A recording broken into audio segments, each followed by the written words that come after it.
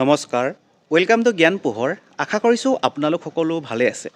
আপোনালোক বহুতে মোক কমেণ্ট ছেকশ্যনত কমেণ্ট কৰি সুধি আছে যে এই যি 1 year B.Ed পাঠ্যক্ৰম, এই পাঠ্যক্ৰমটোৰ কাৰণে যি আপোনালোকে এণ্ট্ৰেঞ্চ দিবলগীয়া হ'ব, তাতে চিলেবাছখননো কি হ'ব, তেনেকুৱা ধৰণৰ মই বহুত কমেণ্ট দেখা পাই আছোঁ।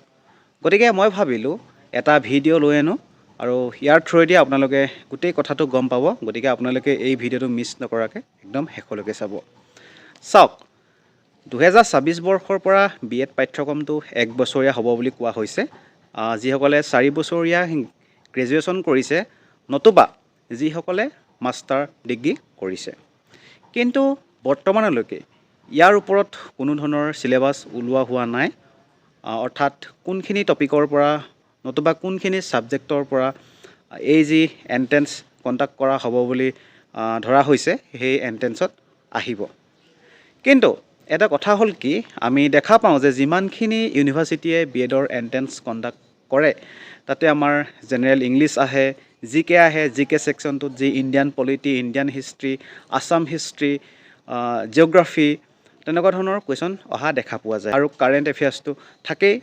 বাকী আমাৰ টিচিং এপ্টিটিউড অহা দেখা যায়, ঠিক আছে, ৰিজনিং অহা দেখা যায়, মেথছৰ কিছুমান কুৱেশ্যন অহা দেখা যায়। বহুত বেছি টান নহয়, কিন্তু আমাৰ যি 9-10 লেভেলৰ তেনেকুৱা মেথছে অহা দেখা পোৱা যায়। গতিকে সেই বস্তুখিনি আপোনালোকে এতিয়াৰ পৰা চাই থাকক।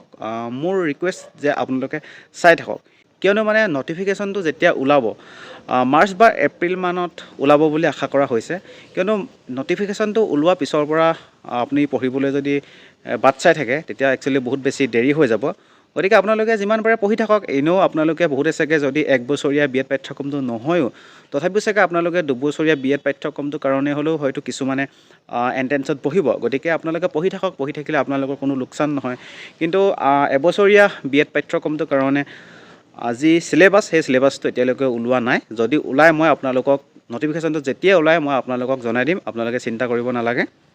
বাকী আপুনি 2026 বৰ্ষত যদি B.Edৰ এণ্ট্ৰেঞ্চ দিবলৈ গৈ আছে, তেতিয়াহ'লে টিচিং এপ্টিটিউডৰ কাৰণে এই ই-বুকখন বাই কৰিব পাৰে। এইখন বাই কৰিবলৈ হ'লে আপুনি এই ফোন নাম্বাৰটোত 59 rupees জিপে' কৰিব লাগিব। জিপে' কৰাৰ পাছত তাৰ স্ক্ৰীনশ্বটটো এই একেটা নাম্বাৰতে হোৱাটছএপত পঠাই দিব, আৰু পঠাই দিয়া 24 ঘণ্টাৰ ভিতৰত আপুনি আপোনাৰ হোৱাটছএপত এই ই-বুকখন লাভ কৰিব। কিয়নো এই টিচিং এপ্টিটিউড প্ৰত্যেকখন ইউনিভাৰ্চিটিৰ B.Edৰ এণ্ট্ৰেঞ্চত অহা দেখা পোৱা যায়। গতিকে এইখন আপুনি ল'ব পাৰে।